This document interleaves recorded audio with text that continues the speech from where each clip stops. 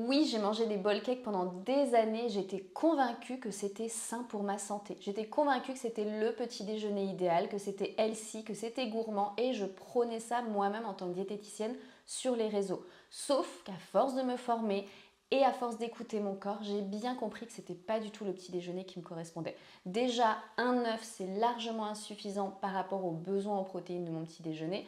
Un œuf, c'est 7 grammes, alors qu'aujourd'hui, je vise 25 à 30 grammes de protéines par petit déjeuner, ce qui est beaucoup plus. Ensuite, les flocons d'avoine, je les digérais pas forcément bien. Et puis, ça augmente la charge glycémique. Donc, évidemment, derrière, j'avais des pics de glycémie qui fait que j'avais des fringales dans la matinée et parfois même un manque de concentration.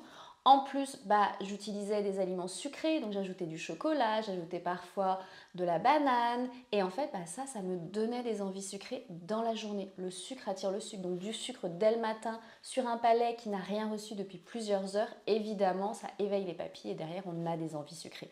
Et puis, l'utilisation du micro-ondes, c'est pratique, oui, mais ça dénature complètement les nutriments et notamment les protéines. Donc derrière, on a une qualité nutritionnelle qui est largement affaiblie et peu intéressante.